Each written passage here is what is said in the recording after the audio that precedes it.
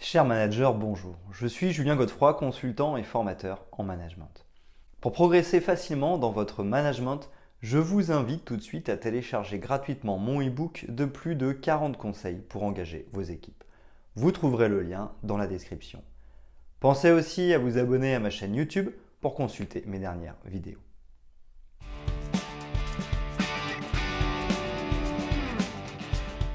La bonne ambiance au travail est très recherchée. En effet, lorsqu'elle est présente, les équipes sont plus détendues, gagnent en confiance et coopèrent plus facilement.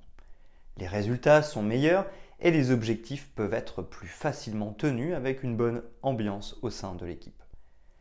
L'ambiance dans le lieu de travail, à savoir le climat social de notre entreprise, service, magasin ou département, est un indicateur quantitatif mais aussi qualitatif. Quantitativement, nous pouvons utiliser le taux d'absentéisme, de départ, d'arrêt maladie ou d'accident du travail.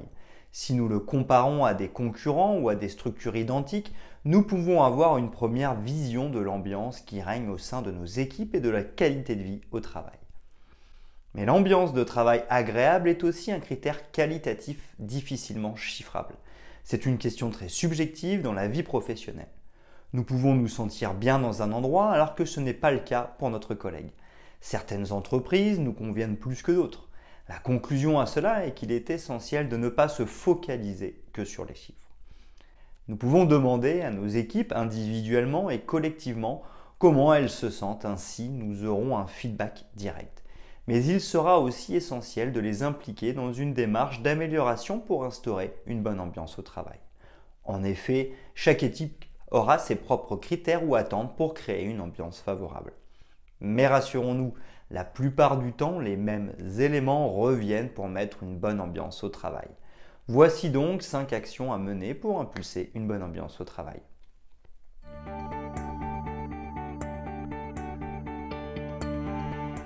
Premièrement, le bon état d'esprit pour une bonne ambiance au travail. L'optimisme s'avère être une des compétences clés du manager d'aujourd'hui et de demain. En effet, les objectifs sont désormais plus des challenges et comme on dit, il faut y croire. Outre cet aspect, l'optimisme permet d'ancrer de manière plus profonde un état d'esprit qui permet d'avancer. Les problèmes ne sont pas insurmontables. Pour l'optimiste, il suffit de trouver des solutions.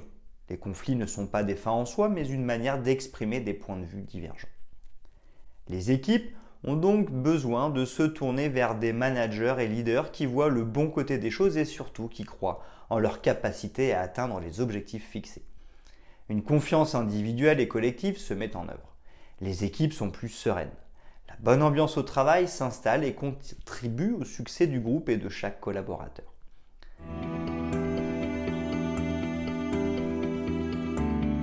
Deuxièmement, l'importance des débuts de journée. Le bon état d'esprit permet de créer une bonne ambiance au travail sur la durée. Mais pour atteindre ce bon climat de travail, il est aussi important d'impulser la bonne attitude au quotidien. Le bonjour. Le premier aspect qui peut sembler anodin lorsqu'on en entend parler est de faire le tour de ses équipes chaque matin pour le fameux bonjour. J'ai de nombreux exemples de directeurs de grands magasins qui m'ont expliqué passer la plus grande partie de leur matinée à exercer ce rituel. En effet, c'est très important pour plusieurs raisons.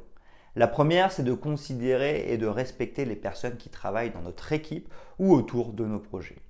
Le fait de leur dire bonjour dans notre position de manager va les valoriser en les faisant exister.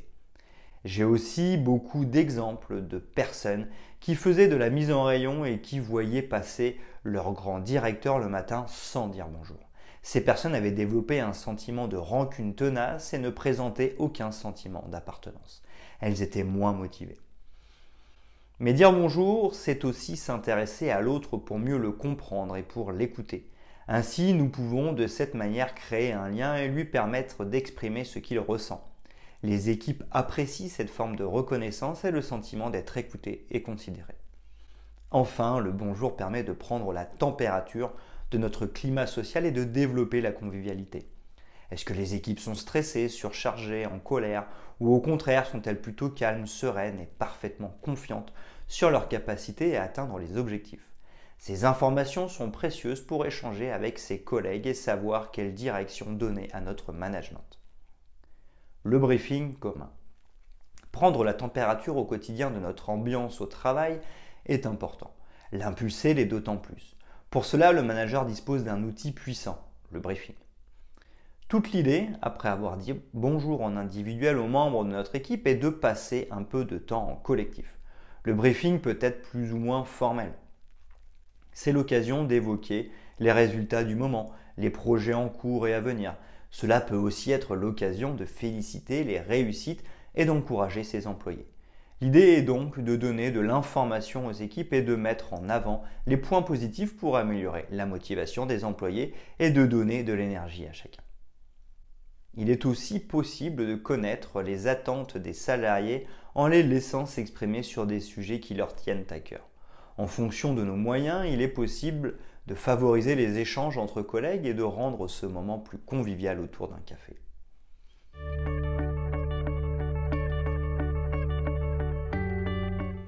Troisièmement, un cadre bienveillant et convivial. On entend souvent parler de bien-être au travail et de mettre en œuvre un cadre bienveillant, mais aussi convivial pour développer la bonne ambiance au travail. Selon moi, ce cadre est d'ordre physique, matériel, et d'ordre psychologique, management. Les locaux et l'espace de travail, l'environnement de travail a une influence indéniable sur l'ambiance au travail. Nous le voyons dans notre vie. Nous serons certainement plus stressés dans une grande ville avec de la pollution, de la chaleur et beaucoup de bruit qu'à la campagne en train de respirer le bon air.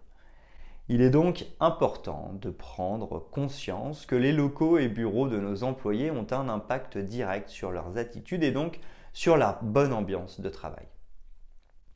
Libre à chacun de définir ce qui convient à son activité. Tout n'est pas possible en fonction des secteurs. En tout cas, je préconise une atmosphère de travail agréable et d'impliquer fortement les équipes dans leur cadre de travail. Par exemple, les salles de pause peuvent être décorées au goût des collaborateurs pour les impliquer et les motiver davantage. Ils peuvent se mettre d'accord sur le choix des couleurs, des objets et de l'agencement qu'ils souhaitent avoir.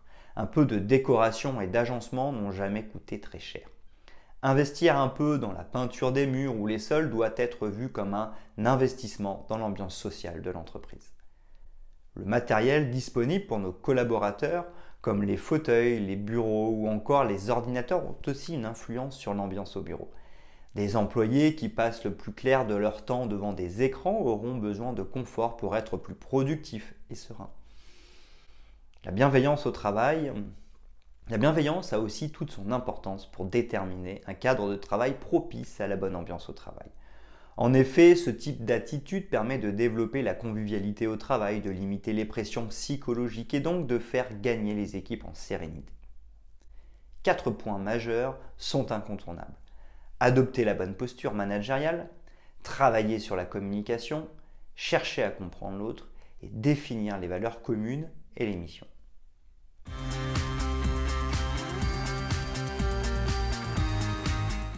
Quatrièmement, un management adapté pour une bonne ambiance au travail. Bien évidemment, le type de management utilisé permettra ou non la bonne ambiance au travail. Nous parlons souvent des 4 types de management: directif, donneur de sens, participatif et délégatif. En effet, le bon management n'est pas d'alterner entre l'un des 4 managements ci-dessus, mais de bien les utiliser conjointement. Seul le dosage de chaque management est à adapter plutôt que de trancher et de n'en utiliser qu'un. Même si je suis très sceptique sur le management directif, il peut permettre de maintenir une bonne ambiance au travail lorsque la situation est extrêmement urgente. En effet, nous n'avons alors plus le temps de nous réunir pour échanger ou expliquer. Un bon manager doit savoir décider et appliquer rapidement. Dans ce cas, le management directif permettra d'éviter le stress et permettra de se rassurer en avançant et en évitant de tergiverser. Le management donneur de sens permettra à chacun de bien comprendre le sens de son travail et des objectifs à atteindre. Le management participatif permettra à chacun de pouvoir s'exprimer et de se sentir impliqué dans les différents projets. Enfin, le management délégatif valorisera et donnera une confiance supplémentaire aux personnes concernées. Ainsi, savoir correctement adapter son management en fonction des personnes et des situations permettra de maintenir une bonne ambiance au travail. N'oublions pas que tous ces managements s'utilisent. Il faut simplement savoir les doser.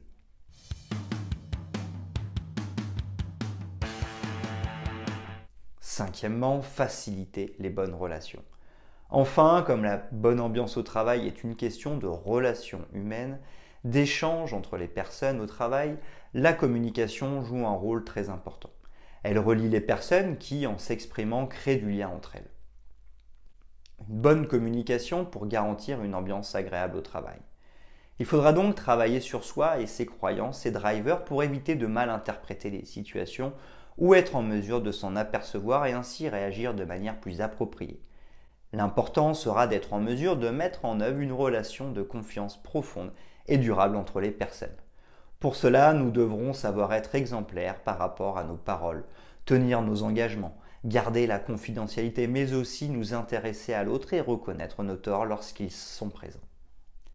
Enfin, nous devrons faire attention à la manière de communiquer et de passer des messages. Ainsi, nous pourrons nous appuyer sur un protocole bien connu, celui de la communication non violente. Exposer la situation, faire part de son ressenti, exprimer son besoin, faire une demande. Grâce à cette manière de faire, nous nous exprimerons beaucoup mieux et nous serons mieux compris. Nous pourrons aussi nous assurer que l'autre a bien compris en lui demandant de bien vouloir reformuler ou nous exprimer ce qu'il a entendu. Car la communication se joue à plusieurs. Savoir bien s'exprimer est essentiel mais pas suffisant. Il faut s'assurer que l'autre a bien compris pour que la bonne ambiance règne. Ainsi, grâce à un travail sur soi, sur la relation de confiance et sur la manière de s'exprimer et d'être compris, nous permettrons une meilleure communication et donc une bonne ambiance au travail. Une bonne gestion des conflits. Favoriser les bonnes relations au sein d'une équipe, c'est aussi savoir gérer les conflits. Les conflits ne remettent pas forcément en question la bonne ambiance au travail. Par contre, laisser traîner un conflit peut être désastreux sur le climat social de nos équipes. Il ne faut donc pas fuir les conflits, mais plutôt les prendre en main pour maintenir une ambiance agréable. Pour cela, il faut se poser les 3 questions suivantes. Est-ce que je dois satisfaire à 100% les intérêts de chacun? Dois-je préserver impérativement des relations de qualité? De combien de temps est-ce que je dispose?